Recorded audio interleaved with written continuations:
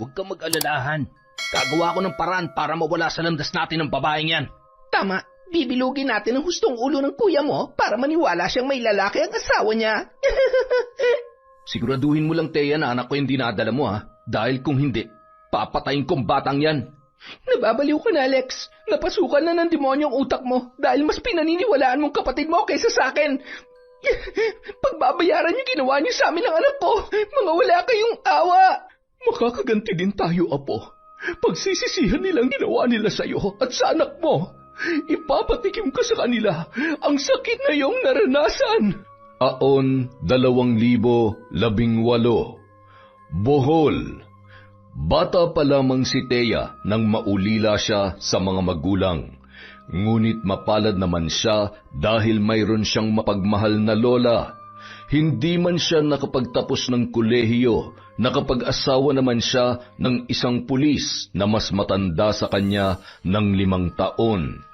Mapalad ang tingin ng lahat kay Thea, ngunit hindi nila alam ang masalimuot niyang kinahinatnan sa bago niyang buhay.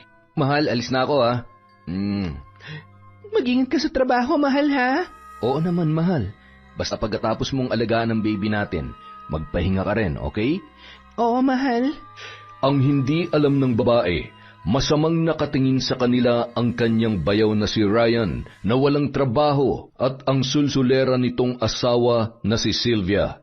Wala kasi itong anak, kaya wala yung magawa sa buhay kundi ang sila ay bantayan. Ano, Han? Nakahiram ka ba ng pera sa kuya mo? Hindi nga eh. Simula nung nag-asawa na sila ni Ate Thea, bihira na lang talaga magbigay si kuya sa akin. Kahit hiramin ko, ayaw pa rin.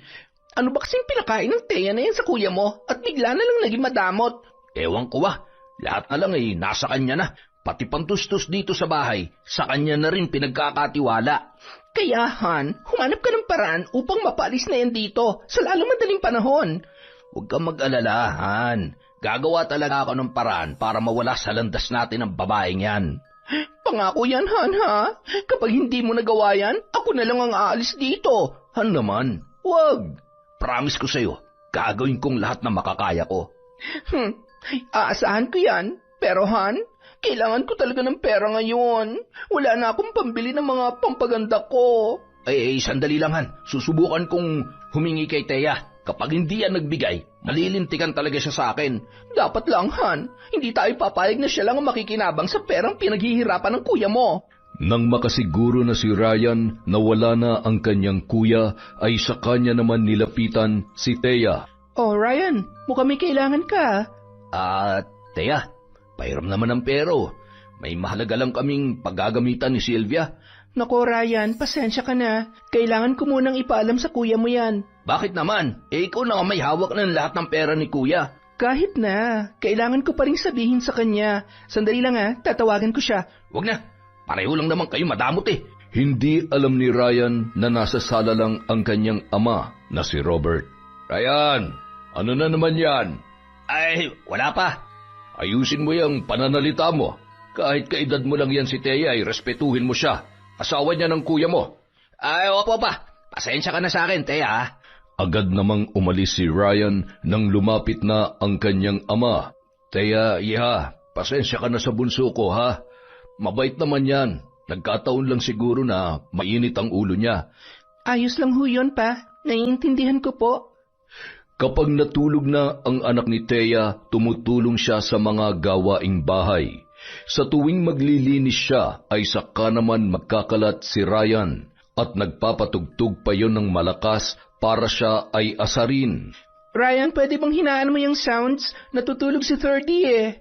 Sa halip na hinaan, lalo pang nilakasan ni Ryan ang music na tila hindi naririnig si Thea. Kaya si Thea na mismo ang nagpahina noon. Ano ba? Bakit ka ba nakikialam? Ryan, nananadya ka ba? Kung may galit ka sa akin, huwag mo namang idama yung bata. Nakikita mo namang natutulog pa yun tapos nag-iingay ka. Kung makapagsalita ka, parang bahay mo to Baka nakakalimutan mong sampid ka lang dito. Asawa ko ng kuya mo, at ang kuya mong bumubuhay sa ating lahat dito. At anong karapatan mo manumbat, ha? Alam mo, simula nung dumating ka dito, nahawa na si kuya sa kadamutan mo. Ryan, sinusunod ko lang ang bilin ng kuya mo. Bilin o sinusulsulan mo siya? Nagsasabi ako ng totoo. Nag-iipon kasi kami ng kuya mo. Sana maintindihan mo yon. Ang sabihin mo, madamot ka lang. At kung naiingayan ka sa akin, di lumayas ka dito. Napatigil si Thea sa kanyang narinig. Sa buong buhay niya ay ngayon lang nangyari na pinagtabuyan siya ng isang tao. Nalilito siya kung magsusumbong ba siya kay Lex o hahayaan na lamang niya ang kanyang bayaw. Lex, mahal, Oh, bakit mahal? May problema ba? maaari bang bumukod na lang tayo? Bakit naman? May problema ba dito? Wala naman, mahal. Mahal, hindi tayo basta-basta makakabukod. Alam mo namang ako lang ang inaasahan sa bahay na to. Siyempre, hindi rin naman natin siya pababayaan, lalo na ang papa mo. Nasasayangan din kasi ako sa bahay na to, mahal. Malaki naman to at pasasaan ba mapupunta rin naman to sa amin ni Ryan. Kapag bubukod tayo, magdodoble ang gastos ko, lalo na sa tubig tsaka sa kuryente. Nauunawaan ko naman yun, mahal. Basta mahal, kung may problema ka dito, magsabi ka lang kaagad sa akin, ha? Tumango na lamang si Thea. Ayaw niya kasing bigyan pa ng isipin ang kanyang asawa. Akala niya ay hanggang doon lamang ang kanyang problema kay Ryan. Isang araw, nang umalis siya, patagong hinalungkat ni Ryan ang kanilang kwarto ni Lex. Sa kanyang pag-uwi, nakita na lang niyang magulo ang kwarto at nawala ang kanilang ipong pera na nagkakahalaga ng higit 100,000 piso. Naabutan naman siya ng kanyang asawa na umiiyak. Mahal, ano ba nangyari sa'yo? Bakit ang gulo-gulo ng kwarto natin? Mahal, yung inipon nating pera, nawawala. Ano? Teka, saan mo ba nilagay yun? Sa lagayan lang natin. Umalis kami ni 30 kanina upang mamili ng mga gamit at gatas niya. Pag uwi ko rito, magulo na tong kwarto. Teka, kakausapin ko si Papa at Ryan. At kinausap nga ni Lex ang kanyang ama, ngunit wala naman daw itong napansin na may pumasok sa kanilang kwarto. Kaya hinahanap naman niya si Ryan upang tanungin. Aba, kuya, wala akong alam dyan, ha? Baka naman inubos ni Thea. Umalis kasi ang kanina. Anong ibig mong sabihin, Ryan? Nako, kuya, bantayan mo yung asawa mo. Lagi ko yan nakikita na may ibang kinakatagpo sa labas. Ryan, pinagbibintangan mo bang asawa ko? Kuya, magkapatid tayo. Kaya concerned lang ako sa'yo.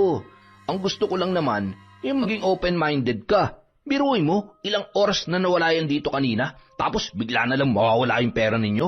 Bakit? Gaano katagal ba siya nawala? Siguro, kuya, mga buong araw. Natahimik naman si Lex sa kanyang narinig. Tila napaisip siya kung bakit ganoon katagal na wala ang kanyang asawa. Maya-maya pa, bumalik na siya sa kanilang kwarto ni Thea. Han, mukhang naniwala si Kuya Alex sa sinabi mo, ha? Sana nga, para siya na mismo magpalis sa asawa niya dito. Kailangan mo pang galingan, Han, para mawala na yung bruhang yan dito. Kumukulo talaga ang dugo ko sa kanya, eh. Hindi ba titigil yan kapag nakita mo na to? Wow, ang daming pera! Shh! Huwag ka maingay. Baka marinig tayo ni Kuya. Nararapat lang yan sa mga madamot. Yes, mabibili ko na lahat ng gusto ko. Pero huwag ka magpapahalata, ha? Oo naman, hindi nila malalaman. Salamat, Han, ha? Dahil ginagawa mo talagang lahat para sa akin. Kaya naman mahal na mahal kita, eh. Samantala, pagbalik ni Lex sa loob ng kanilang kwarto, nagtaka na lamang si Thea kung bakit hindi na siya kinikibo ng kanyang asawa. Mahal, anong sabi nila? Ewan ko, mahal. Wala naman daw sila nakitang pumasok dito. Si Ryan ba, natanong mo na? Thea, hindi tayo pwedeng mambintang. Saka hindi magagawa ni Ryan sa akin yan. Kilala kong kapatid ko. Mahal, yung tono mo, parang akong sinisisi mo. Hindi ka ba naniniwala sa akin? May dahilan ba para hindi ako maniwala? Wala, kasi nagsasabi ako ng totoo. Tama na, Thea. Sumasakit lang ang ulo ko. Nakatulog ang mag-asawa na hindi nagpapansinan. Kinabukasan, matapos maligo ni Lex ay hindi na ito kumain at dumiretso na sa kanyang sasakyan para umalis. Alis ka na? Hindi ka man lang kumain, na hindi ka man lang nagpapaalam sa amin ng anak mo. Ay, Alam mo namang araw-araw ako nagtatrabaho, kaya alam mo na kung saan ako pupunta. Mahal, kung galit ka sa akin dahil sa nawawalang pera, maghahanap na lang ako ng trabaho para mabayaran ko yun. Kung magtatrabaho ka, paano anak natin? Sino mag-aalaga sa kanya? Saka hindi ko naman sinabi na bayaran mo yun eh. Hindi mo nga sinabi pero halata naman sa kilos mo na galit ka sa akin. Eh anong gusto mo? Matuwa ako? Dahil nawala ang perang pinaghirapan ko ng ilang buwan? Kaya nga magtatrabaho na lang ako eh. Teo, magsabi ka nga ng totoo. Sa kwarto ba talaga natin nawala yung pera? Lex, kung wala kang tiwala sa akin, mas mabuti pang umalis na lang kami dito ng anak mo. Hindi, Thea. Hindi pwedeng umalis kayo dito ni 30. Kung magsalita ka kasi parang ang laki na nung pinagbago mo, Lex eh. Mahal, kalimutan na lang natin ang lahat. Basta hindi kayo aalis dito. Samantala, pasimple palang nakikinig ang mag-asawa. Sayang, nagpadala naman ang kuya mo sa paiyak-iyak ng bruhang yon. Oo nga eh. Parang natakot si kuya na iwanan ng mag-ina niya. May anak kasi silahan. Kapag umalis yan, sigurado akong susundan pa rin yan ng kuya mo. Di siguraduhin natin na maiiwan dito yung bata. Tumpak ka dyan, Han. Pero sa tingin mo, papayag kaya siya?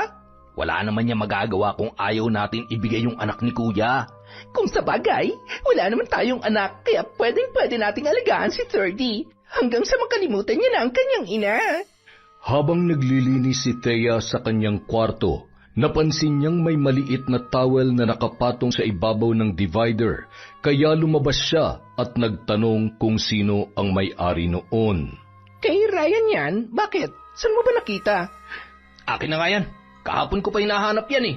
Kung ganon, ikaw nga ang pumasok sa kwarto namin kahapon. Hoy, Thea, huwag mo naman pagbintangan ng asawa ko. So, ano yan napunta sa loob ng kwarto namin ni Lex? Alam nga naman akong kumuha ng face towel na yan at dinala ko sa loob. Hoy, wag mo ko idamay dyan sa katangan mo ha. At saka malay namin, baka ibinigay mo sa lalaki mo yung pera. Di ba umalis ka kahapon? Ryan, alam mong namili lang ako kahapon. Wala akong ginagawang mali.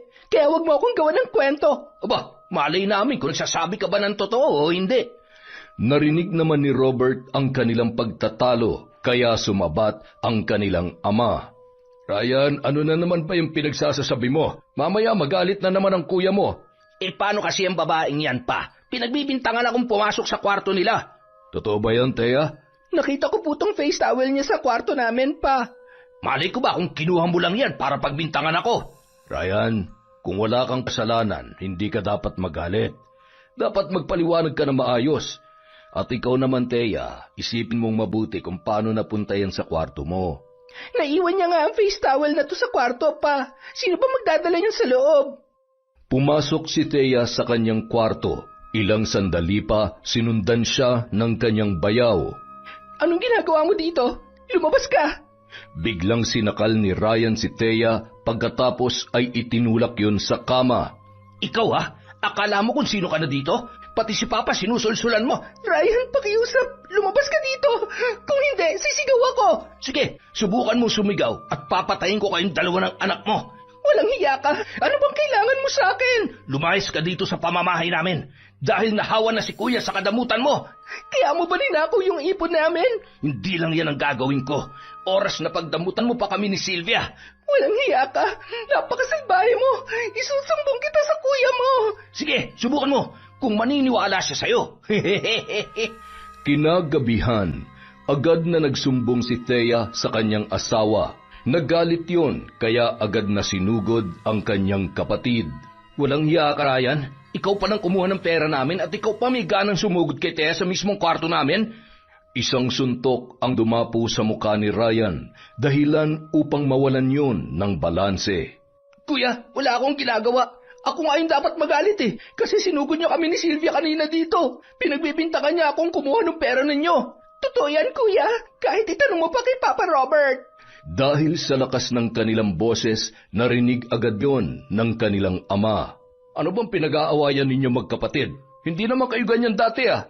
Pa, pinagbibintangan na naman ako ni Thea. Sinugod ko raw siya sa kwarto niya kanina. Di ba pa, siya yung sumugod dito sa amin ni Sylvia? Oo, nakita ko yun, Lex. Pero di ko na nakita nung pumasok si Ryan sa kwarto ninyo ni Thea. Kuya, bakit ba pinag-iinitan ako ng asawa mo? Oo nga, kuya. Wala namang kaming ginagawa masama sa kanya. At saka, malaki po ang respeto namin sa inyo. Mabuti pa ipag-usapan nyo yan na maayos. Ayoko nag-aaway-away kayo sa mga walang kwentang sabi-sabi. Buti pa, umalis na lang kami dito ni Sylvia. Pa, kuya, nag-a-apply na rin naman ako ng trabaho.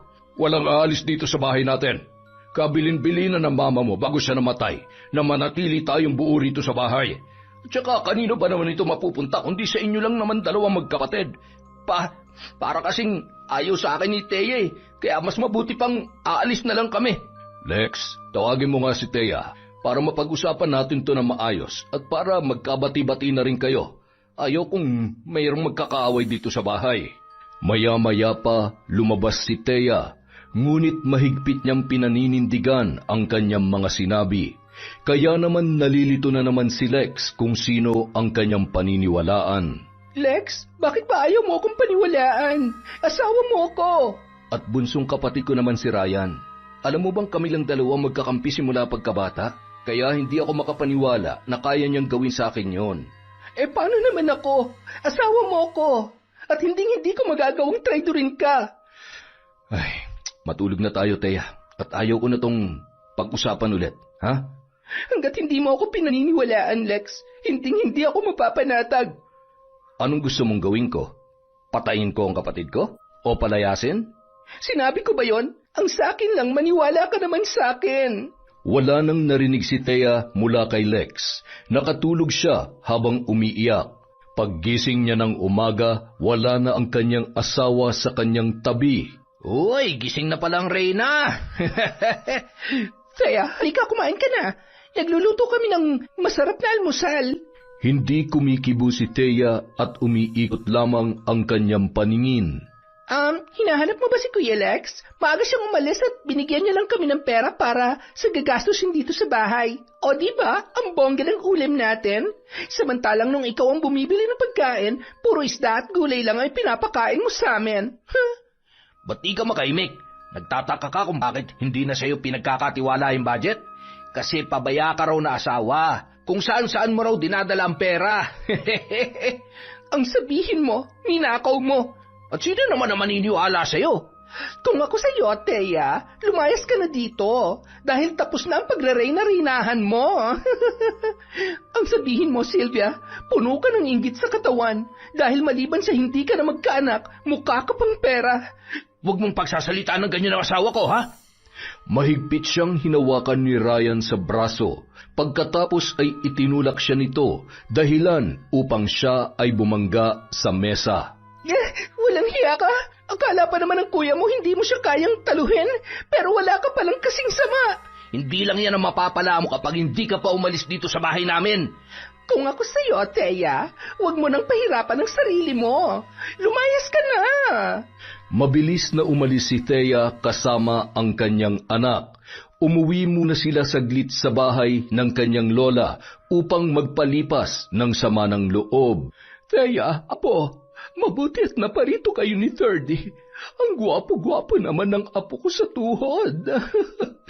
Lola, namiss namin kayo ni Thirdy. Namiss ko rin kayo, apo. Pero, nasaan ang asawa mo? Bakit kailangan pumarito? Nasa trabaho po, Lola. O, bakit parang malungkot ka? May problema ka ba, apo? Wala po. Wala, Lola. Thea, huwag kang maglihim sa akin. Teka, ano nangyari dyan sa braso mo? Bakit namumula yan? Wala po. Wala, Lola. Nabangga lang po ako kanina. Akala ko ay sinasaktan ka na ng asawa mo. Nako, hindi po, Lola. Alam niyo naman na mabait si Lex. Mabuti kung ganon. Dahil oras na malaman kong sinasaktan ka niya, malilintikan siya sa akin. Hindi nga po, Lola. Sige na po, kakain na po tayo. May dala po akong pagkain dito. Ay, sige, apo. Namimiss ko na talagang makasama kang kumain. Ako rin po, Lola. Namimiss ko na talaga dito sa atin. Tila nabawasan ang sama ng loob ng babae nang makabisita siya sa kanyang lola. Ngunit hindi siya nagsasabi ng kanyang mga problema. Ayaw niya kasing bigyan ng isipin ang matanda.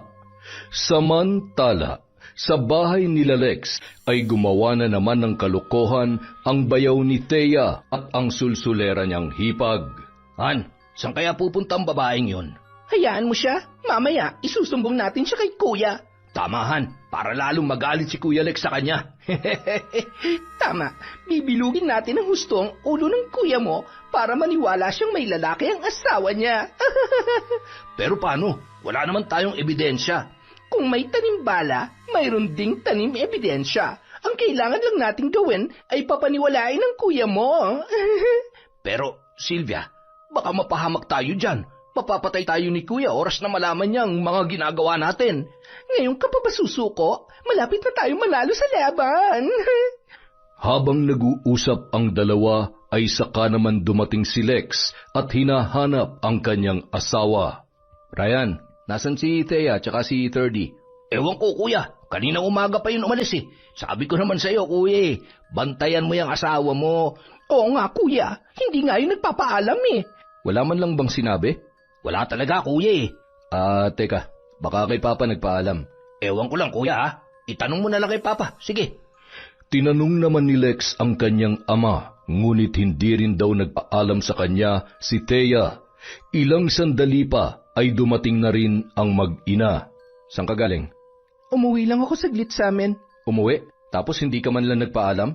Kahit tumawag man lang sa akin, hindi mo magawa? Ikaw ba nagpaalam ka nung umalis ka kanina? Nagtatrabaho ko, Thea. Ano masama doon? Bakit? Masama rin bang dumalaw ako sa lola ko? Siguruhin mo lang na dumalaw ka talaga sa lola mo, ha? Pati ba naman yan pagdududahan mo? Lahat na lang ba? Oras na malaman kong totoong hinala namin, malilintikan ka sa akin. Namin? Ibig mo sabihin may sumusulsul sa'yo? Sino? Si Ryan ba? Si Sylvia? Sino? Wala akong sinabing ganon. Kung wala, bakit ka nagbago, Lex? Hindi na ikaw ang dating Lex na pinakasalan ko. Dahil sa mga kapalpakan mo, wala kang kwentang babae. Puro lakwatsa lang ang inaatupag mo. Tila sampal para kay Thea ang mga sinabing yon ni Lex. Hindi niya masisi ang asawa, ngunit ang hindi niya matanggap ay ang hinala nito na walang katuturan. Halos araw-araw wala nang gana sa kanya si Lex, kaya nakapagdesisyon siya na mag-apply na ng trabaho. Nakipagkita siya sa kanyang kaibigang si Ariel, manager ng isang restaurant, at humingi siya ng tulong doon. Ang hindi niya alam, sinundan siya ni Ryan at kinuha ng picture at agad sinend sa kanyang asawa. Saan ka galing, Thea? Naghanap ako ng trabaho. Total, parang tau-tauhan lang naman ako dito sa bahay na to. Naghahanap ng trabaho o nakikipagkita sa kabit mo? Lex, ano bang pinagsasasabi mo? Akala mo hindi ko alam na may kinakatagpo kang lalaki? Kaibigan ko yon. Nagpapatulong ako sa kanya para makapasok sa trabaho dun sa pinagtatrabahuhan niya. Sinungaling. Itong tandaan mo, Thea. Oras na mahuli kita sa akto, papatayin ko kayong dalaw ng kabit mo. Lex, sumasobra ka na. Kung wala kang tiwala sa akin bilang asawa mo, paalisin mo na lang kami ni 30 dito. Bakit? Sasama ka na sa kabit mo? Magpapakasasa kayo sa perang inakaw niyo sa akin? Isang malakas na sampal ang natamo ni Lex mula sa kanyang asawa. Bayo ka na, Lex. Nabibilog na ng gusto ng kapatid mo ang iyong ulo. Nagsisisi na ako ngayon kung bakit pa kita pinakasalan. Ang buong akala ko'y matinugang tao. Mabilis na nag-empake si Thea ng mga gamit nila ni 30 upang makaalis. Paglabas niya ng pinto ay saka naman siya hinarang ni Lex. Walang aalis. Paalisin mo na kami dito. Hindi ko na masikmura ang ugali ninyo. Mananatili ka dito hanggat gusto ko. Hindi ako papayag na mapunta ka lang sa ibang lalaki. Sinabi ko na sa iyong kaibigan ko yon. Wala akong lalaki. Nagpigilan pa sila sa pintuan, dahilan upang umiyak ang bata. Kung gusto mong umalis dito, iwan mo ang anak natin. Hindi ko iiwan ang anak ko. Pwes, hindi ko rin nahayaan na ilayo mo siya sa akin.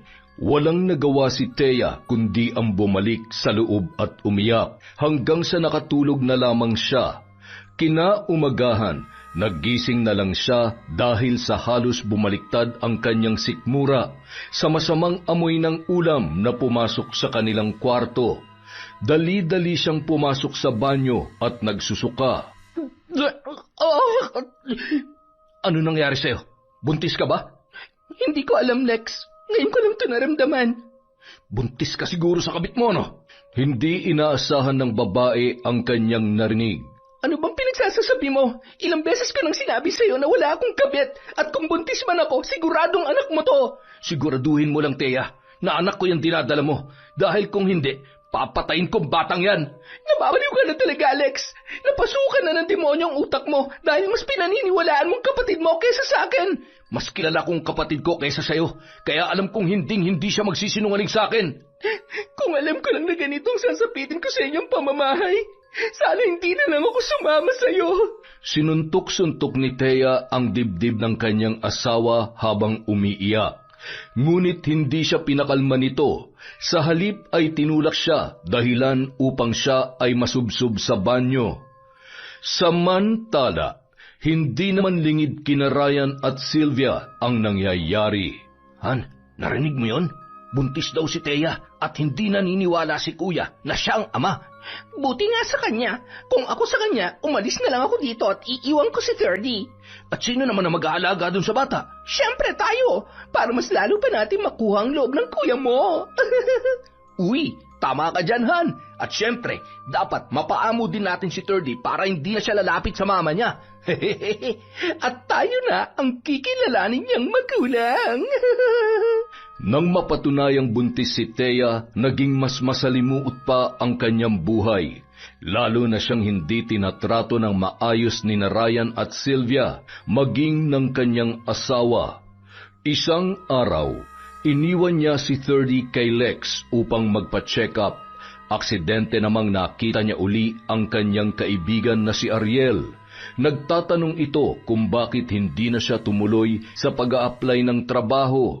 Napaiyak na lamang si Thea habang nagkukwento ng kanyang pinagdaraanan.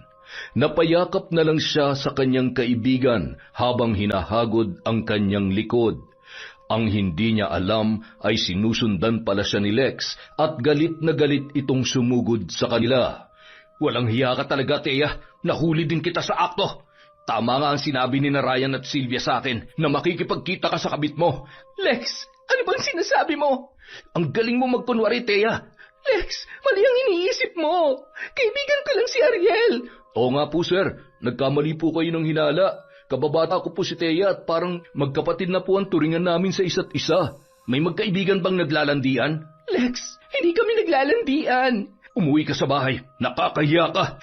Kinaladkad si Thea ng kanyang asawa papauwi, na tila ba wala ito sa tamang katinuan. Sumunod naman si Ariel upang awatin ang lalaki. Sir, huwag mo naman saktan si Thea. Sir, huwag ka makikialam dito, kundi papatayin ko kayong dalawa. Binunot ni Lex ang kanyang baril at itinutok sa lalaki, kaya naman napaatras ito. Pagdating sa bahay, patuloy pa rin na kinakaladkad ni Lex si Thea habang sina Ryan at Sylvia naman ay nanunood lamang. Walang hiya ka? Ang landi-landi mo? Yun bang lalaki na yun ang ama ng dinadala mo? Lex, sinabi ko na sa iyong kaibigan ko lang yon. Sinungaling ka. Ilang beses ka na nakita ng kapatid ko na nakikipagkita sa lalaking yon. Lex, hindi totoo yan. Sinisiraan lamang ako ng kapatid mo. Aba ate, kung ano yung nakita ko, yun lang ang sinasabi ko, ha? Oo nga, kahit kailan, hindi marunong gumawa ng kwentong asawa ko. Mga walang hiya kayo, mga sinungaling. Sinakal ni Lex si Thea ng mahigpit. Pagkatapos ay itinulak niya ito ng malakas. Lex, tama na. Baka kung ano pa mangyari sa bata. Mas mabuti pang mawala ng batang yan dahil bunga yan ng kalandian mo. Lex, anak mo to. Dugo mo to. Maawa ka sa anak natin. Hindi ko anak yan. Pagkasambit noon ay tinadyakan niya ang kanyang asawa, dahilan upang mapaimpit ito sa sakit. Lex, tama na. Ryan, Sylvia, tulungan niyo ako. Tila walang narinig ang kanyang bayaw at hipag. Nanatili lamang itong nakatingin habang sinasaktan siya ng kanyang asawa. Gumagapang si Thea sa sakit habang humihingi ng tulong. Ryan, Sylvia, maawa kayo sa akin. Tulungan niyo ako.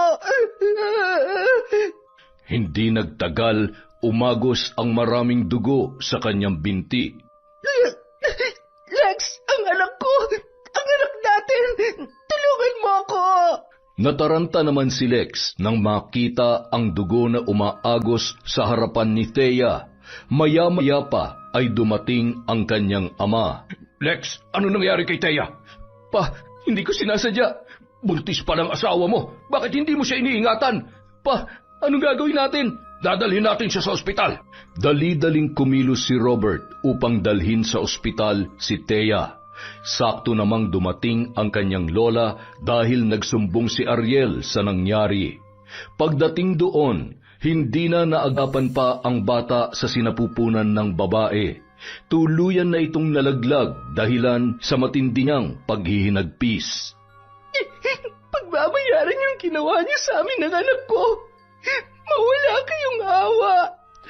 Apo, tahan na. Magpagaling ka. Tapos ay uuwi na tayo sa bahay. Lola, ang anak ko. Walang kasalanan ng anak ko. Bakit nila dinadama yung batang walang kamuwang-muwang sa tiyan ko? Makakaganti rin tayo, Apo. Pagsisisihan nila ang ginawa nila sa iyo at sa anak mo. Ipapatikim ko sa kanila ang sakit na yung naranasan. Mga wala silang awa, Lola. Bakit hindi mo sinabi sa akin ang nangyayari sa iyo, Apo? Dahil ayaw kong bigyan ka ng problema, Lola. Hindi kita pinalaki upang apihin lang ng ibang tao. Ang buong akala ko ay masaya ka. Patawad po, Lola. Patawad. Pero nangyari na ang lahat. Ngayon, babawiin na kita mula sa poder ng iyong asawa. Hindi ko nahahayaan pang muli ka nilang saktan. Lola, si Thirdy. Kukunin natin si Thirdy. Kaya nga magpagaling ka. Paglabas mo dito ay kukunin natin ang anak mo. Makalipas ang 1 linggo, paglabas ni Thea sa ospital, agad silang pumunta sa bahay ni Lex. Naabutan niya doon sina Ryan at Sylvia kasama si Thirdy. Thirdy, anak. Nandito na si Mama. Bakit bumalik ka pa dito? Ang kapal na mukha mo pumasok dito ah. At nagsama ka pa talaga ng matandang pulube? Magdahan-dahan ka sa pananalita mo, Iha. Baka mamaya ay lagyan ko ng maraming bulate ang bibig mo. Walang kasing bulok ang ugali mo. Aba, tinatakot mo ba ako? Hindi ako natatakot sa matandang malapit na sa hukay. Hindi kita tinatakot, Iha. Totoo lamang ang aking sinasabi. Hoy matanda, sino ka ba sa inaakala mo ha? Mabuti pa umalis na kayo dito bago ko pa kayo kaladkarin palabas. Tigilan mong lola ko. Nandito kami para kunin si Thirdy. Pagkatapos ay hindi na kami manggugulo sa inyo. At sino nagsabi sa iyo na ibibigay namin sa inyo si Thirdy? Anak ko si Thirdy, kaya karapatan kong kunin siya. Pasensya ka na, Thea. Kabilin-bilin na ni Kuya na hindi namin ibibigay ang bata sa'yo kahit anong mangyari. Kami na ngayon ang bagong magulang niya. Walang hiya kayo. Matapos niyong patayin ang bata sa sinapupunan ko, kukunin niyo pa sa akin ang anak ko. Hoy, wag mo kaming paratangan ha. Wala kaming ginawa sa'yo. Kasalanan mo nakunan ka dahil hindi ka nag-ingat. Sinungaling ka. Kayo ang dahilan kung bakit nangyayari to. Kaya ibigay niyo na sa akin ang anak ko. Kinuha ni Thea ang bata habang buhat-buhat niya si Sylvia. Maging si Cora ay tumulong din. Hinarang naman sila ni Ryan at sabay na itinulak, dahilan upang matumba ang matanda. Magbabayad kayo sa ginawa niyo sa amin. Sinabi nang umalis na kayo rito eh. Dali-dali namang sinaklolohan ni Thea ang kanyang lola, habang si Sylvia naman ay itinakbo sa kwarto ang bata. Maya-maya pa, lumabas si Robert mula sa kanyang kwarto. Pa, tulungan niyo po kami. Ibigay niyo sa amin ang anak ko. Pagkatapos aalis na lang po kami ng lola ko. Pasensya ka na, Thea. Hindi kita matutulungan sa bagay na yan. Paalam kong mabuti po kayong tao. Tulungan niyo po kami, Pa. Pero hindi ko rin gusto na ilayo mo sa akin ang apo ko. Pa, nakikiusap po ako. Ang mabuti pa umalis na kayo rito. Dali! Muling itinulak ni Ryan si Thea at ang matanda hanggang sa makalabas sila ng gate. Napaluhod na lamang si Thea habang umiiyak. Ang anak ko! Ibigay niyo sa akin ang anak ko! Tama na, Thea. Ako ang gagawa ng paraan para makuha natin ang apo ko. Lola, hindi ako alis dito hanggat hindi ko nakukuha ang anak ko. Makinig ka sa akin. Hindi madadala ng iyong luha ang mga demonyong yan, kaya umuwi na tayo. Hinila ni Lola Cora ang kanyang apo. Hanggang sa makauwi sila sa kanilang bahay, wala pa ring tigil sa pag-iyak si Thea. Thea, isulat mo dito sa papel ang buong pangalan noong Ryan at Sylvia. Lola, bakit? Ano pong gagawin niyo? Para may blatter natin sila sa mga pulis kung sakasakali. Maging yung kay Lex, isulat mo rin. Pero Lola, alam niyo namang pulis si Lex. Baka baliktarin lang nila tayo. Sige lang, basta isulat mo lamang, apo. Sinulat naman ng babae ang mga pangalan noon. Pagkatapos ay ibinigay niya sa kanyang lola. Matulog ka na, apo. Makukuha din natin ang anak mo. Paano niyo naman po nasabi yan, Lola? Magtiwala ka lamang sa akin. Ako ang bahala. Nang makita ni Cora na nagpahinga na si Thea, kumuha siya ng bulate sa putikan. Pagkatapos ay tahimik siyang pumasok sa sarili niyang kwarto at nagsindi ng itim na kandila. Inilabas niya ang mga buhok ni na Sylvia at Ryan na palihim niyang nakuha habang nakikipag-agawan sila sa bata. Itinali niya ang mga buhok sa bulate kasama ang mga pangalan nito. Pagkatapos ay umusal ng hindi maunawa ang salita. Maya-maya pa, biglang dumami ang mga bulate. Samantala, sa bahay naman ni Lex, nagtaka na lang sina Sylvia at Ryan dahil may mga bulate sa kanilang higaan. Yuck! Han, bakit may mga bulate sa bed natin? Paano nangyari to? Sino nagdala ng bulate dito? Oh my gosh, Han! Ang daming bulate sa buhok ko! Ay! Ha? Ako rin, Han. Ang daming bulate sa unan ko. No! Ano to, Kadiri? Tulong! Tulong! Narinig naman ni Robert ang pagsigaw ni Sylvia, kaya dali-dali niyang pinuntahan ang mag-asawa. Nagulat na lang siya at hindi makapaniwala sa kanyang nakita. Parang baliw na tumatakbo si Sylvia sa loob ng bahay. Maging si Ryan ay nataranta rin bago pa man nila naisipang pumasok sa loob ng banyo. Nag-aagawan ang dalawa sa shower hanggang sa nadala sa agos ang napakaraming bulate. Pagkatapos nilang maligo ay saka lamang sila nakahinga ng maluwag. Ano ba nangyayari sa inyo? Pa, hindi ko alam. Basta bigla na lang may mga bulate sa higaan namin. Sino ba kasi naglagay nun? Ewan ko sa inyong dalawa. Si Thirdy. Nasaan si Thirdy? Nandun sa kwarto nila pa. Natutulog na. Hinayaan yung bata mag-isa doon? Mga pabaya talaga kayo. Samantala, sa bahay nila Lola Cora, hindi pa siya natapos sa kanyang ritual.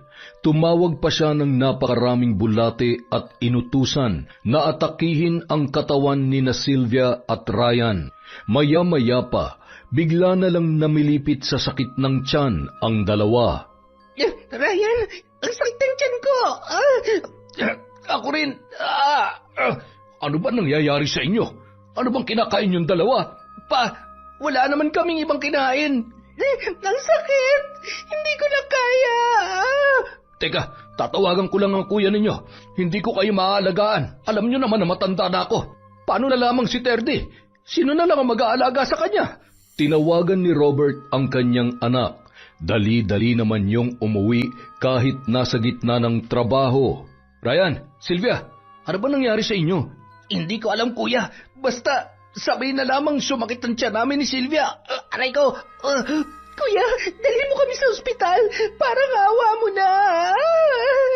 Agad na isinugod ni Lex sa ospital ang kanyang kapatid at hipag. Ngunit pagdating doon, hindi pa rin yun kumakalma. Namumroblema na si Lex kung sino ang magbabantay kay Thirdy. Lex, pabalikin mo na si Thea dito para maalagaan niya ng maayos si Thirdy. Pa, alam mo namang galit na galit sa akin si Thea. Baka mamaya, itakas niya lang ang bata. Kawawa naman ang anak mo. Alam mo namang hindi ko rin kaya mag-alaga ng bata. Kukuha na lang ako ng yaya ni Thirdy pa. Hindi ko siya ibibigay kay Thea. Baka mamaya, saktan lang ng lalaki niyang anak ko. Sigurado ka ba, Lex, na mayroon ngang lalaki ang asawa mo? Oo pa, Nakita ko na may kinatagpo siyang lalaki at ilang beses na rin silang nakita ni Ryan, kaya hindi ko siya mapapatawad pa. Paano yan? Magsasahod ka pa ng yaya, tapos nasa ospital pa si Ryan at Sylvia. Basta pa, maghahanap ako ng yaya ni 30. Hindi ko na siya ipapakita kay Thea. 1 linggo na ang lumipas, nasa ospital pa rin sina Ryan at Sylvia. Ngunit wala pa ring findings kung ano ang kanilang sakit. Tumataas na ang kanilang bill sa ospital kaya napilitan na lang silang lumabas kahit pabugso-bugso pa rin ang sakit ng kanilang tiyan. Samantala, sa bahay naman ni na Lola Cora. Lola, gusto ko na pong makita ang anak ko. Samahan niyo naman po ako. Sige, sasamahan kita, apo ko. Subukan nating kunin ang anak mo at baka maisipan na nilang ibigay. Maaga pa lamang, pumunta na sila sa bahay ni na Lex. Pagdating doon, matapang silang hinarangan ng lalaki. Maging si Sylvia at Ryan ay humarang din kahit kitang-kita sa mukha ng mga ito ang pamumutla at pangangayayat. Ibigay mo sa akin ang anak ko, Lex. Maawa ka sa akin. Miss na miss ka na ang anak ko. Hindi mo makukuhang anak natin. Magtiis ka dahil malandi ka. Hindi ko na kailangan magpaliwanag sa'yo. Alam kong bilog na yung ulo mo ni Ryan at Sylvia. Kaya wala na akong pakialam sa'yo. Ang gusto ko na lang, makuha ang anak ko. Hindi ko siya ibibigay sa'yo. Kahit sang korte pa tayo magkita. Lex, maawa ka. Gusto kong makita ang anak ko.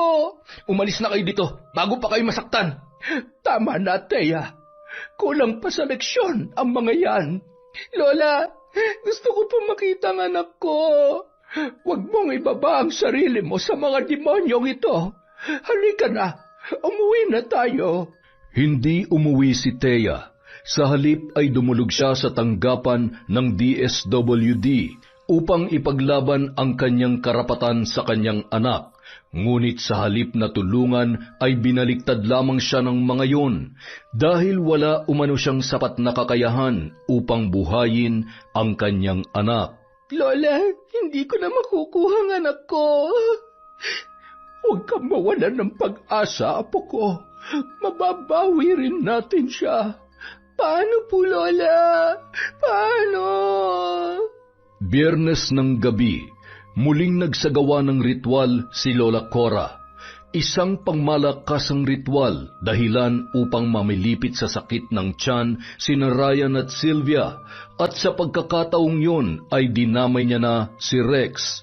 Isinugod sila sa emergency room ng hospital ngunit wala pa rin nakitang dahilan ng kanilang sakit hanggang sa may lumapit kay Robert na matandang lalaki. Kanina ko pa kayo gustong kausapin. Hindi ordinaryong sakit ang nararanasan ng iyong mga pasyente. Ano pong ibig niyong sabihin? Paulit-ulit lang nasasakit ang kanilang tiyan hanggat hindi naaalis ang barang sa kanilang katawan. Barang? Barang? May barang pa ba sa panahon ngayon? Oo, iho. Marami pang may taglay na itim na kapangyarihan, ngunit itinatago na lamang. Kalokohan! Hindi ako naniniwala sa mga barang-barang na yan. Hindi kita pinipilit na maniwala, iha. Basta sinasabi ko lang ang aking nakikita. Sige, mauna na ako sa inyo. Sandali. Anong gagawin namin? Matutulungan niyo ba kami? May kilala akong magaling na manggagamot sa dulo ng baryo. Si Tatang Eddie. Pumunta kayo doon dahil siya lang ang tanging makakatulong sa inyo. Sige po. Salamat. Maraming salamat. Nalilito si Robert sa kanyang gagawin. 3 pasyente ang kanyang binabantayan habang iniisip pa niya si 30 na naiwan sa bago nitong yaya. Dalhin niyo na lang kami doon sa albularyo. Baka totoo yung sinasabi ng matanda. Baka nga totoong pinarang kami. Wala namang mawawala kung susubukan natin. Sige, kahit ayoko, subukan na rin natin. Baka mawala kahit konti lang sakit na nararamdaman ko. Hindi na sila nagsayang panahon. Lumabas sila ng ospital at tumungo agad sa albularyo. Pagdating doon, Nakatuon agad ang pansin ng matandang lalaki sa kanila. Binigyan sila ng langis na may mga papel sa loob na naglalaman ng mga orasyon. Bawat isa sa kanila ay pinainom ng tig-3 kutsara. Umusal ng mga salita na hindi maunawaan ng kahit na sino. Pagkatapos ay sabay-sabay silang nagsusuka ng mabahong putik at mga bulate. Hinimatay si Sylvia dahil sa kanyang nakita, habang sina Ryan at Lex naman ay natulala na lamang. Ang baho, ang daming bulate. Tatang Eddie, ano nangyayari sa kanila? Hayaan mo silang mailabas ang mga bulate sa loob ng kanilang katawan. Paano nangyari yon? Bakit sila nagkakaganyan? Yan ang ginamit ng mambabarang upang pinsalain ang loob ng kanilang katawan. Mabuti at nadala mo sila agad dito. Kung ganun, totoo ngang hindi ordinaryo ang sakit nila. Ilang sandali pa, naging maayos ang kalagayan ng tatlo, habang si Sylvia ay walang tigil na umiiyak. Han, tama na. Wala na. Aray ko. Nakakadiri, Han. Hindi ko kaya. Paano yung napasok sa tiyan natin? Ay. Pasalamat ka, Iha, dahil nailabas mo na ang mga bulate. Kung hindi, maaari niyo yang ikamatay ng dahan-dahan. May mambabarang pa pala sa panahon ngayon. Marami pa, Iha, at kahit ilang henerasyon pa ang dumaan, hindi sila mauubos. Katulad din namin mga albularyo, hindi rin kami nawawala sa mundong ito. Tang, maaari ba naming malaman kung sinong gumawa nito sa amin? Sa nakikita ko, isang babae na may labis na galit sa inyo, ngunit hindi ko matumbok ang tunay niyang pagkatao. Baka si Thea. Siya lang naman ang may labis na galit sa atin. Baka yung lola niya, yung pangit na yon. Naalala ko, tinakot niya ako noon na lalagyan niya ng maraming bulate ang bibig ko. Tama, naalala ko rin yun. Siguro nga isa siyang mambabarang at magkasabwat sila ni Thea. At bakit naman nila gagawin sa atin yun? Si Thea may kabit, tapos sila pa may gana mambarang. Nagkatinginan ang mag-asawang sina Ryan at Sylvia. Walang kaalam-alam si Lex na pakana lamang nila ang lahat. Bibigyan ko kayo ng panangga. Siguruhin niyo lang na hindi niyo huhubarin ito, dahil kung hindi, makakapasok pa rin sa katawan ninyo ang barang. Pero hindi ako sigurado kung gaano kalakas ang mambabarang na gumawa nito sa inyo. Bumalik na lamang kayo dito kapag may naramdaman kayong hindi mabuti. Ibig niyong sabihin, hindi pa rin kami lubos na gumagaling? Depende kung titigilan niya na kayo. Pero kung ako sa inyo, humingi na lamang kayo ng tawad sa mga taong naagrabyado ninyo. Yan ang pinakamabisang paraan upang hindi na kayo mapahamak pa. Never! Never kong gagawin yan, lalo na sa Thea na yon. Anong ibig mong sabihin, Sylvia? Inagrabyado mo ba si Thea? Hindi hindi kuya. Ibig kong sabihin, hindi ako hihingi ng tawad dahil wala naman tayong kasalanan. Tama, kuya. Wala tayong kasalanan sa kanya. Isa lang ang may papayo ko sa inyo. Kung ano man ang problema ninyo, sana maayos nyo na, bago pa man humantong ang lahat sa kamatayan. Kamatayan? Kung meron mga mamatay dito, siguradong sila yon. Hindi ako papayag na basta na lamang nila kami papatayin. Tama ka, kuya. Traidor talagang babaeng yon. Tapos na ang aking serbisyo sa inyo. Maaari na kayong umuwi. Tatang Eddie, salamat po sa inyong tulong. Walang anuman. Pagkatapos noon ay umuwi na sila sa kanilang bahay. Malaki ang tulong ng panangga na ibinigay ng albularyo dahil hindi na sumasakit ang kanilang mga tiyan. Sylvia, tama kaya ang hinala natin na ang lola ni Thea ang nambarang sa atin? Kung siya man, malilintikan talaga siya sa akin. Bakit? Anong laban mo sa mambabarang? Sa mambabarang wala, pero kay Thea, meron. Mapapatay kong babaeng yon. Tsak kung gumaganti na siya sa atin. Hindi ako natatakot sa kanya, kaya humanda siya sa akin. Tinawagan ni Sylvia si Thea upang papuntahin sa kanilang tinitirhan ng mag-isa. Pinangakuan siya nitong isosoli na si 30. Nadala naman si Thea dahil sa matinding pangungulila sa kanyang anak. Pagpasok pa lamang niya ng gate ay bigla na lang siyang sinampal ni Sylvia at kinaladkad papasok. Sylvia, anong ibig sabihin nito? Walang hiya ka? Ikaw nagpabarang sa amin ni Ryan at dinamay mo pa si Kuya Lex kahit alam mong siya lang ang bumubuhay sa amin. Sylvia, wala akong alam sa mga sinasabi mo. Nagmamang-maangan ka pa? Kahit ang totoo ay may balak kang ipapatay kami sa lola mo, mambabarang. Sinabunutan ni Sylvia si Thea nang walang kalaban-laban. Sylvia, tama na. Pumunta ako dito dahil gusto ko makita ang anak ko. Akala mo ba makikita mo ang anak mo? Nagkakamali ka. Hindi ka namin ipapakilala sa anak mo. Lalo na ngayong alam na naming may lahi ka palang mambabarang. Hindi totoo yan. Wala akong ginawang masama sa inyo. Ilabas niyo ang anak ko. Kami na ni Ryan ang kikilalaning magulang ng anak mo. Nagpumilit na pumasok si Thea sa loob ng bahay, ngunit hinarang siya ni Ryan sa pintuan at itinulak palabas. Umalis ka na, Thea. Salamat sa pagbisita mo. Mga walang hiya kayo. Mga demonyo. Umuwing luhaan ang babae na bigo at walang kabuhay-buhay. Nagulat na lamang ang kanyang lola dahil sa kanyang naging itsura. Apo, anong nangyari sa'yo? Sinaktan po ako ni Sylvia, Lola. Bakit ka pumunta doon? Dahil sabi po niya, pwede ko na makuha ang anak ko. Pero niloko niya lang pala ako. Nais lamang niyang gumanti sa akin dahil binarang niyo raw siya, Lola. Walang hiya talaga ang babae na yon. Mapapatay ko siya. Totoo po ba ang sinabi niya, Lola? Kung binarang man sila, nararapat lamang yun sa kanila.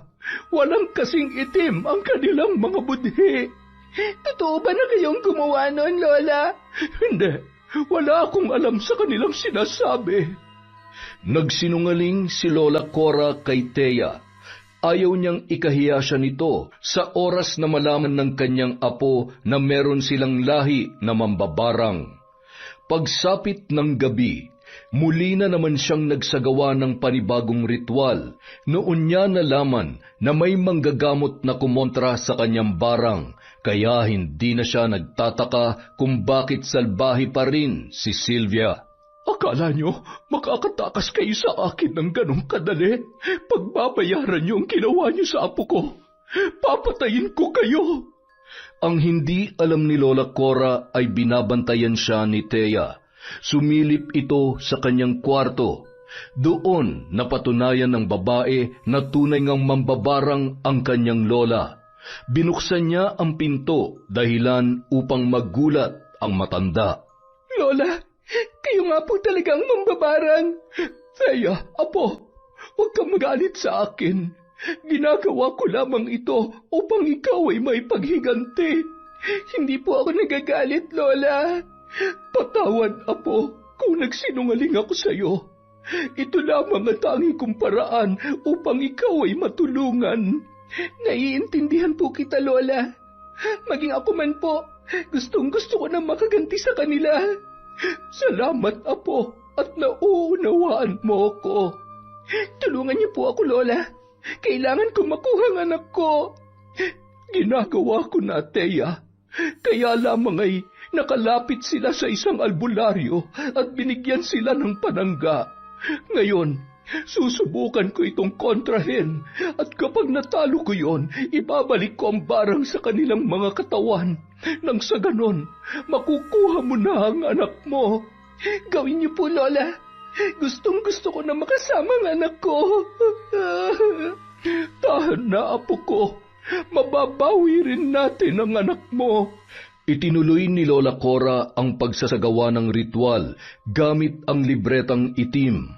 Maya-maya pa natanggal niya ang bisa ng mga panangga ng kanilang kalaban. Nagawa ko, Thea. Mahina lamang ang kanilang kapangyarihan. Ngayon, humanda sila. Matitikman nila ang ating paghihiganti. Umusal ng sagradong orasyon si Lola Cora. Binalik niya ang barang sa katawan ng nang-aapi kay Thea. Gumamit siya ng maraming insekto, hindi lamang bulate kundi maging ng ipis at bakukang. Hindi ko sila patutulugin sa gabing ito. Kikitling ko na ang kanilang kasamaan. Kayo na lamang po may inaasahan ko, Lola. Pahirapan mo sila ng husto hanggang sa gumapang sila sa sakit. Samantala, nabulabog naman ang bahay nila Lex dahil sa pag-atake ng naturang karamdaman. Ryan, ang sakit pa naman ng tiyan ko. Parang merong mga nagtatakbuhan sa loob. Ako rin, tila may mga gumagalaw sa loob ng tiyan ko. Baka binarang na naman tayo ng lola ni Thea. Kasalanan mo to, Sylvia. Gumaling na sana tayo eh. Pero kung ano kasing ginagawa mo eh. Akala ko kasi hindi na tayo tatablan ng barang dahil sa panangga na suot natin. Ang sakit! Ano ba kasi ang mga ginagawa ninyo? Bakit na naman kayo nagkakaganyan? Dalhin mo ulit kami sa albularyo. Habang namimilipit sa sakit ang dalawa, ay halos gumapang naman si Lex papalabas sa kanyang kwarto. Diyos ko, Lex, pati ba naman ikaw? Hindi ko na alam kung anong gagawin ko sa inyo. Tulungan mo ako, Pa. Papa, dalhin niyo na kami sa albularyo. Parang mamamatay na ako sa sakit. Ako rin po, Pa. Gabing-gabi ngayon. Alam niyo naman malabo ang paningin ko kaya hindi ako bumibiyahe sa gabi. Pa, pilitin niyo po. Nang gabing yon, napilitang magmaneho si Robert. Dahan-dahan lang ang kanilang takbo hanggang makarating sila sa bahay ng albularyo. Tatang Eddie, tulungan niyo po kami. Tatang Eddie, ano may paglilingkod ko sa inyo? Bakit naparito kayo ng 10 oras ng gabi? Tatang Eddie, yung mga anak ko, pati yung manugang ko, inatake na naman ng kanilang mga sakit. Ay, hali kayo, pumasok kayo. Tatang Eddie, gamutin niyo po sila. Natatakot na ako sa pwede mangyari sa kanila. Nawalan ng bisa ang kanilang mga panangga at kasalukuyan pa rin silang binabarang. Pakiusap, tulungan niyo po kami. Napakalakas ng barang na ipinataw sa inyo. Hindi na ito tulad ng dati. Kung totoong magaling ka, albularyo, tulungan mo kami. Pasensya na kayo. Hindi ko siya kayang kontrahin ngayon. Hindi ko kayang salubungin ang kanyang kapangyarihan dahil kung pipilitin ko, maaaring pati ako'y mapatay niya. Kung ganun, paano na po kami? Inumin niyo na lang muna itong langis nang maagapan man lamang ang pananakit ng inyong tiyan. Sinunod na lamang nila ang utos ng albularyo at pansamantalang humupa naman ang kanilang sakit. Tatang Eddie, bakit tila lumalaki ang tiyan ko? Ako rin po. Parang bumibigat itong tiyan ko. Ako rin. Paano na ako makakapagtrabaho nito? Batid ko na kasalukuyan niya pang sinasagawa ang ritual ng pambabarang. Hihintayin ko na muna siya matapos para hindi niya malaman na kinokontra ko siya. Ilang sandali pa, si Tatang Eddie naman ang gumawa ng ritual. Ginamit niya ang kanyang sagradong orasyon para gamutin ang kanyang mga pasyente. Ngunit nabigo ang albularyo. Hindi niya na maalis ang barang sa katawan ng mga ito. Pasensya na kayo, hindi ko kaya. Ginawa ko na ang lahat ng aking makakaya, ngunit hindi ko matapatan ang kanyang kapangyarihan. Ibig niyong sabihin, mananatili na lamang silang ganyan? Sa ngayon, ibibigay ko sa inyo itong langis bilang pansamantalang lunas kapag sumakit ang inyong mga tiyan. Pero kailangan niyong maghanap ng mas magaling na albularyo. Saan naman ako maghahanap ng magaling na albularyo? Sa Siquijor, nandoon ang pinakamahusay na albularyo sa lahat. Pero ang layo nun, Tatang Eddie, wala na akong magagawa. Kaya pilitin niyong makapunta doon. Dahil kung hindi, magtitiis sila hanggang sa bawian na sila ng hininga. Ay, Diyos ko, ano nang gagawin natin? Huwag kayong mag-alala pa. Hanapin ko si Thea at ang kanyang lola. Kung sila man ang bumarang sa amin, malilintikan sila sa akin. Iho, ang dahas ay magbubunga rin ng karahasan. Kaya kung ako sa inyo, idaan nyo na lamang ang lahat sa mabuting usapan. Makakauwi na kayo. Ang sabihin mo, wala kang kwentang albularyo. Mahina ka. Sylvia, tumahimik ka. Bakit? Totoo naman ang sinabi ko Hindi na ako magtataka, Iha, kung bakit ka binarang. Walang kasing sama ang iyong ugali. Siguro, magkasabot kayo ng mambabarang, kaya ayaw niyo kaming gamutin. Tama na, Sylvia. Wala kang galang sa matanda. Umuwi sila sa kanilang bahay kahit pabugso-bugso pa rin ang sakit ng kanilang mga tiyan at tanging ang langis lamang ang kanilang panlunas. Ilang linggo lang ang lumipas ay nangayayat na sila at namumutla dahilan upang hindi na makapagtrabaho si Lex. Sylvia, paano na tayo? Gumawa ka ng paraan, Ryan. Naiinis na ako sa buhay ko dito. Kasalanan mo to eh. Kung hindi ka lang ambisyosa, hindi sana tayo magkakaganito. Pwede ba wag mo isisi sa akin ang lahat? Dahil ginusto mo rin naman ang nangyari. Oras na malaman ni Kuya ang pinagagagawa natin kay Thea. Sigurado akong mapapatay tayo nun. Kaya tumahimik ka. Dahil walang iba nakakaalam sa ginawa natin kundi tayo lang. Tama ba yung narinig ko? Pinagkaisahan niyo si Thea? Pa, nandiyan ka pala. Ryan, hindi kita pinalaki ng ganyan. Paano mo ito nagawa sa kuya mo? Pakiusap. Huwag mo sasabihin kay Kuya. Baka palayasin niya kami. Humingi kayo ng tawad kay Thea. Ayusin niyo ito habang buhay pa kayo. Ayoko. Hindi ako hingi ng tawad sa kanya. Pero Sylvia, kailangan natin makipagbati sa kanya. Basta ayoko. Dalhin mo na lang kami sa Sikihor pa. Di ba yun naman ang sinabi ni Tatang Eddie? Malaki ang gagastusin natin para makapunta doon. Saan tayo kukuha ng pera? May natira pa kaming pera pa. Gagamitin natin yun para makapunta tayo sa Sikihor. Saan naman galing yung pera mo? Wala naman kayong mga trabaho. Basta huwag ka na magtanong. Dalhin mo na lang kami doon. Kayo bang kumuha sa pera ng kuya ninyo? Hindi. Ipon namin yan ni Ryan. Sinungaling! Nahawa na sa iyong anak ko! Huwag mong sasabihin kay Kuya pa. Please, ayaw ko magalit sa akin si Kuya. Sana nun mo pa yan naisip, Ryan, bago pa tayo humantong sa ganito. Sorry pa. Hindi na ito mauulit. Pakiusap, huwag mo sabihin kay Kuya. Samantala, nainip naman sila Thea at Lola Cora dahil hindi pa rin sumusuko ang kampo nila Lex. Lola, hindi pa rin nila ibinabalik ang anak ko. Huwag kang mag-alala, Apo. Tingnan ko lang bukas kung kaya pa nilang alagaan ang anak mo. Pahihirapan ko sila ng husto. Araw ng Martes, muli na namang nagsindi ng kandilang itim si Lola Cora para gumawa ng ritual. Natuwa naman siya dahil nanatili pa rin ang mga insekto sa katawan ng kanyang mga binibiktima. Anong ginagawa niyo, Lola? Bubuhayin ko lamang ang mga natutulog na insekto sa kanilang katawan. Walang silbi ang langis na kanilang iinumin. Lola, naiinip na po ako. Miss na miss ko na ang anak ko. Malapit na, Thea. Kaunting tiis na lang. Umusal na naman ng sagradong dasal ang matanda. Nagsiliparan ang mga ipis at bakukang sa loob ng kwarto. Lola, ano nangyari? Bakit ang daming insekto? Sila ang tutulong sa atin upang maibalik ang anak mo. Nang matapos ang orasyon ng matanda ay biglang naglaho ang mga naturang insekto. Humayo kayo! Pahirapan niyo pa sila ng husto! Samantala, halos mabaliw na sina Ryan at Sylvia dahil sa sakit ng kanilang tiyan, habang si Lex naman ay nagtitimpi lamang sa kanyang sarili. Umiinom sila ng langis, ngunit humuhupa lamang ito ng kaunti.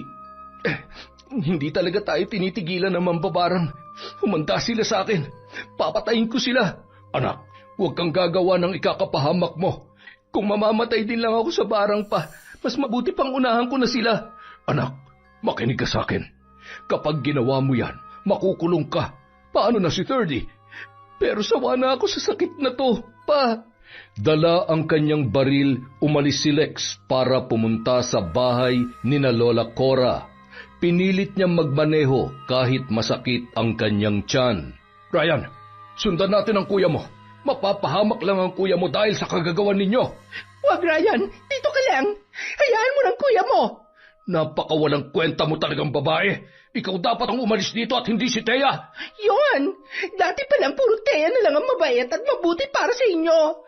Kaya ka naiinggit sa kanya. Ganun ba? Oo. Sylvia, tama na. Tara na pa. Sundan na natin si Kuya. Han, huwag ka nang pumunta doon. Hayaan mo ng Kuya mo na patayin si Thea. Napakasama mo talaga, Sylvia! Kahit masakit ang tiyan, naghanap si Ryan ng pampasaherong sasakyan upang masundan ang kanyang kuya, kasama ang kanyang ama, habang si Sylvia naman ay galit na galit. Samantalang si Lex ay nagwawala sa bahay ni Thea. Lumabas kayo dyan, mga mambabarang. Hindi ko kayo mapapatawad sa ginawa niyo sa amin. Natakot si Thea nang marinig ang boses ng kanyang asawa. Maging si Lola Cora ay natigil sa kanyang ginagawang ritual. Lola, si Lex, hayaan mo.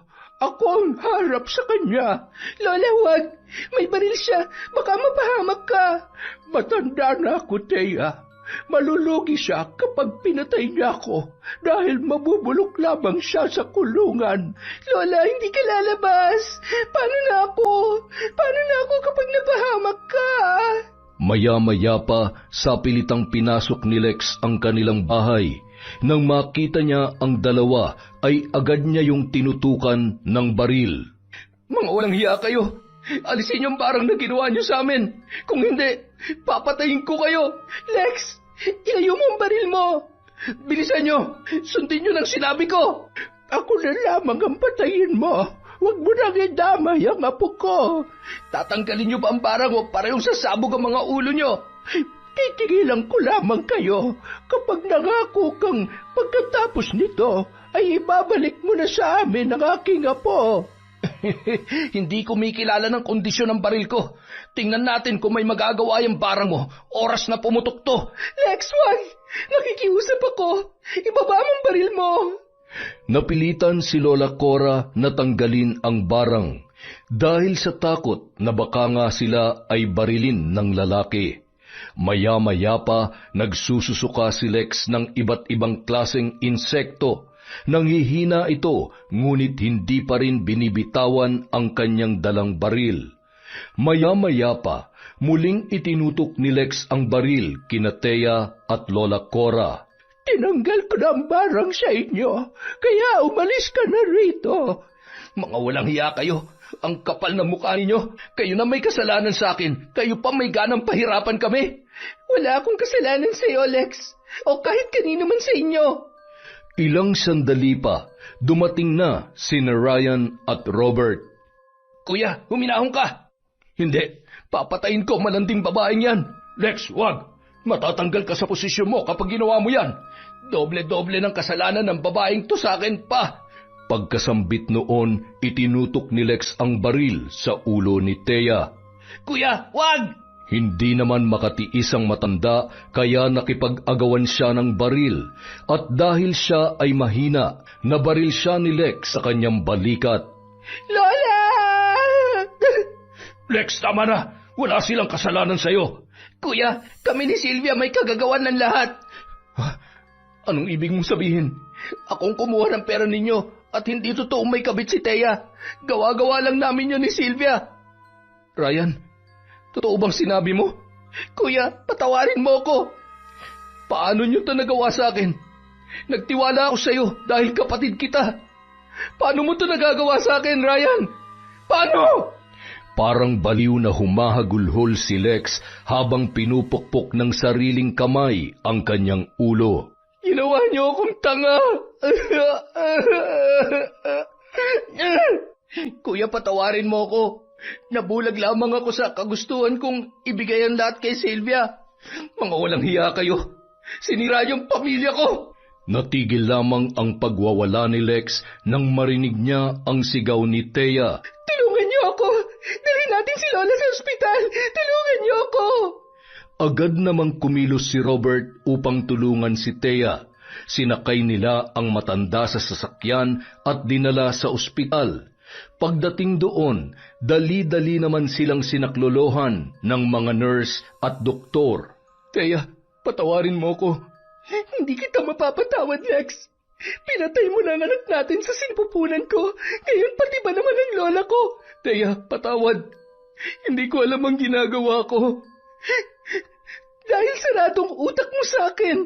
Thea, please, patawarin mo na ako. Natigilan ang lalaki nang biglang tumunog ang kanyang cellphone. Nang tingnan niya yon, ang yaya yon ni 30. Hello? Ano? Dinala ni Sylvia si 30? Ano nangyari kay 30? Si 30 daw, dinala ni Sylvia. Diyos ko, sukdulan na talaga ang kasamaan ng Sylvia na yon.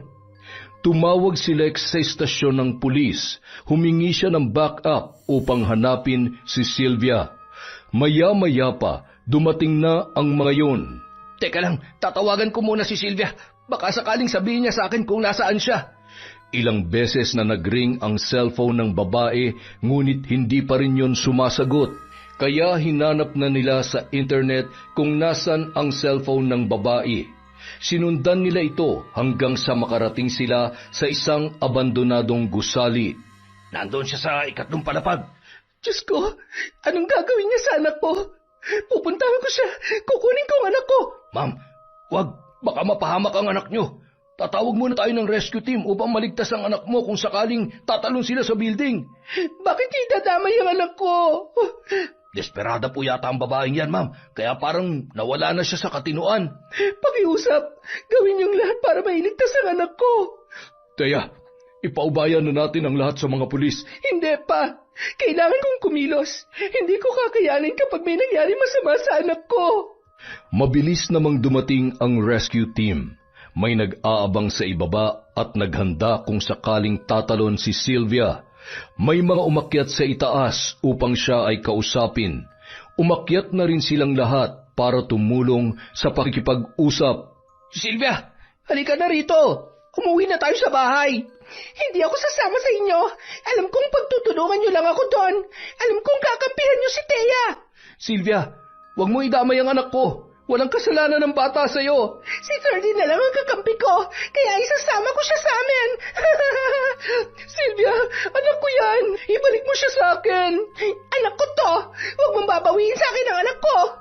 Dilat na dilat ang mga mata ni Sylvia habang nakatingin kay Thea.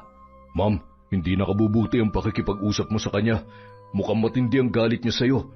Mas maigi siguro kung sino mas malapit sa kanya, siya na lang ang makipag-usap. Ako, asawa niya ako. Hayaan niyong akong kumausap sa kanya. Sige sir, mukhang makikinig siya sa inyo. Dahan-dahan na lumapit si Ryan sa kanyang asawa. Sylvia, hintayin mo ako dyan. Sasamahan kita dyan, ha? Sasama ka sa amin ng anak natin? Oo, sasamahan ko kayo para maging buo ang pamilya natin. Dali, bilisan mo. Alis na tayo ni na 30. Oo, parating na ako dyan. Oh, teka lang ha. Huwag kang gagalaw. Bilisan mo. Baka makita ka ng mga pulis. Maya-maya pa, katabi na ni Ryan si Sylvia. Nanginginig naman siya dahil isang masamang galaw lamang maaaring malaglag sila sa ibaba. Akin na yung anak natin. Ako na magdadala sa kanya. Ibinigay naman ni Sylvia ang bata. Pagkatapos ay humawak siya ng mahigpit sa braso ng kanyang asawa. Taranahan, aalis na tayo dito. Dito tayo dadaan. May mga pulis kasi doon eh. Sylvia, mahuhulog tayo dyan. Shh! Huwag ka maingay. Baka marinig ka nila. Dito na lang tayo sa kabila dumaan. Kung ayaw mo, kami na lang ni 30. Akin na yung anak ko. Sylvia, wag. Baka mahulog tayo. Sabing akin na yung anak ko eh. Nag-agawan ang dalawa sa bata. Nakita naman ni Thea at Lex ang nangyayari, kaya dali-dali nilang kinuha ang bata na umiiyak. Nang makita ni Sylvia na parating na ang mga pulis, ay lalo yung nagalit. Hinawakan niya si Ryan ng mahigpit at isinama sa pagtalon. Ryan! Anak ko! Akala nila ay tuluyan ng bumagsak ang dalawa sa lupa. Nasaluyon ng inilagay na net ng rescue team.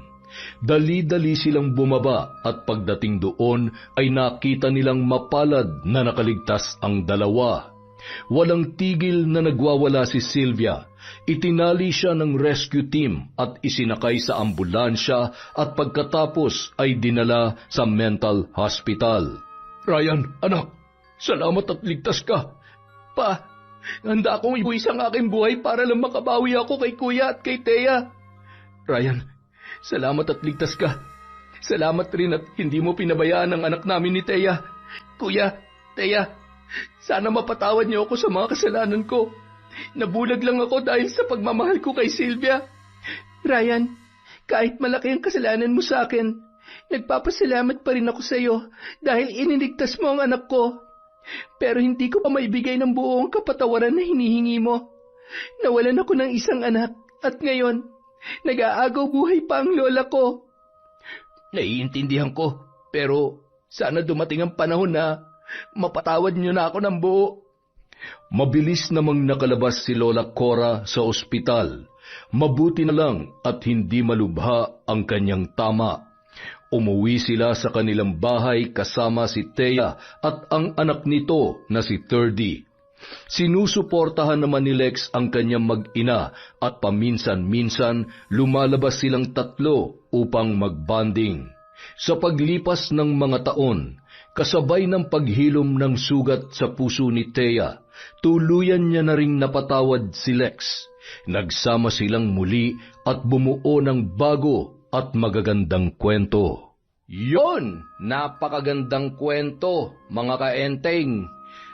Dahil dyan, meron na naman tayong shoutout. Wala na akong masabi, kadadaldal ko rito. Maraming salamat po sa inyong lahat. Simulan natin! Kay Jessie, Cyan, Andrea, Alges, Jason at Jefferson from Jessica Sabremonte. Hi po kay Chona Bainosa, kay Cecil Sabroso, kay Ramona R. Hello din po kay Merly Amistad, kay Elizabeth Dungka, kay Scarlet Sky Maniego. Hi po kay Kaizeni, kay Crisilda Sotil, kay Celestina Siguya, kay Trico Das Animation. Hello po kay Elizabeth Pamintuan, kay MGS14, kay Mercy Grace Shooting. Hello din po kay Merly Fatalia, kay Margie Banosong, kay Anneli Juarez. Hello po sa Umayam, Sobremonte family at kay BFF Marisa Monroy from Jessica Sobremonte. Hello po kay Connie Cruz, kay Agripina Balza, kay Estela da Silva, kay Chris Alcantara. Hi kay Erica Ember, kay Pamela Allen, Diaries Yuki, Hilario Patra Jasmine, kay Virgie Anyosa, sa Imperial Grefalja Ledesma family from Mary Grace Grefalja. Hello po kay Resel Galope, kay Buboy Gulem, kay Tony Pascual, kay Aida Sikander. Hello din po kay Kai Ren Silva. Hello po kay Reby Hidalgo, Miss Ems Sevilla, kay Lirio May Aquino, kay Albert Juarez, kay Stephanie Deep, kay Rezelin Punan, kay Maria Cecilia Aquin, kay Ami Alip, kay Alona Figuera, kay Solo Traveler. Hello po kay Early Joy Fernandez, kay Princess Joy at kay Tristan Guzmo. Shout out kay Hayashi Megan, kay IP Micaela, kay Raquel Hasigawa, kay Romar J. Dagsaan, kay Jobel Ocfemia, kay Jobel Baldonasa,